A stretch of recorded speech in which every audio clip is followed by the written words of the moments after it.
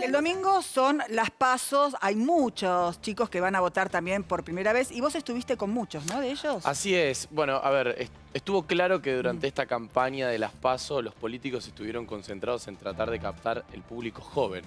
Lo vimos durante todo este tiempo, donde son quienes de alguna manera estaban indecisos a quién votar. Exacto. Entonces los políticos salieron en busca de ellos. Bueno, hicieron absolutamente de todo los políticos en esta campaña, lo vimos en los spots de publicidad y de propaganda.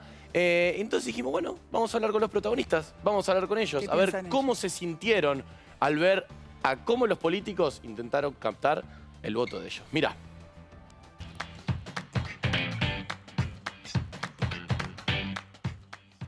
Durante toda esta campaña, lo único que quizás el centro de la escena estuvo puesta en concentrar los votos o tratar de captar los votos de los jóvenes. ¿Cómo se sintieron ustedes con todo esto? ¿Cómo lo estuvieron viendo primero que nada? ¿Cómo vieron esta campaña?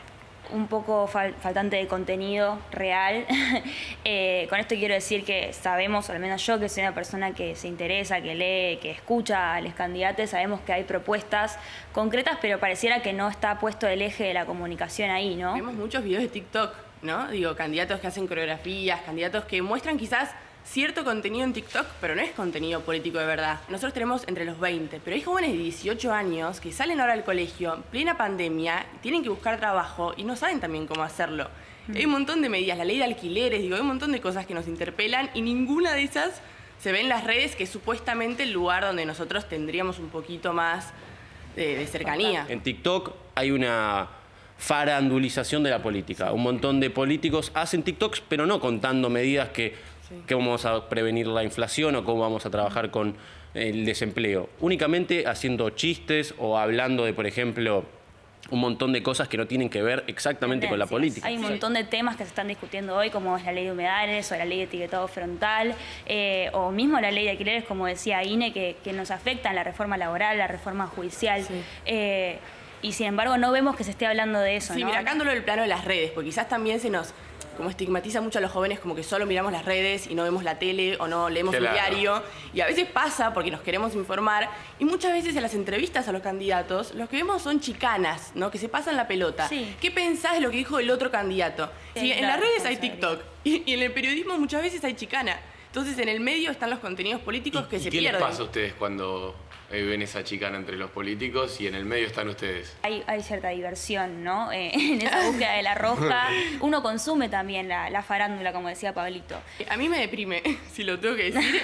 Me deprime porque después veo a la gente que crece, la gente antipolítica, ¿no? El odio que hay a la política. Y digo, esto lo generan los propios candidatos. ¿Es una era de juventud que está alejada de la política?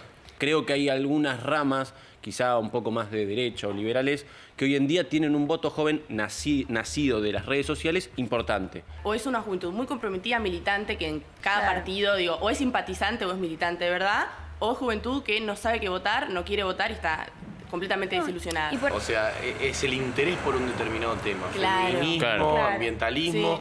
Pero el partido político está muy lejos. Si pensamos, los partidos políticos no tienen casi jóvenes en sus caras visibles. Sí, de hecho, en sus caras importantes no tienen jóvenes. De toda la gente que se sienta en una banca en el Senado, solamente hay 4 personas, esto es una estadística real, que tienen menos de 30 años al día de hoy. Me gustaría que le digan algo a los políticos a cámara. En principio que nos involucren a la discusión, que nos llamen para que nosotros les hagamos las preguntas que queremos escuchar, si es que ustedes parece que están medio desorientadas respecto a dónde encontrar ese público. Estaría buenísimo que nos incluyan, que nos escuchen, que es todos juntos, que no es con el que piensa distinto y es con la persona que quizá no empata con el pensamiento de al lado. Entonces necesitamos que se nos escuche, que no se nos utilice ni para ganar votos ni para culparnos de la antipolítica.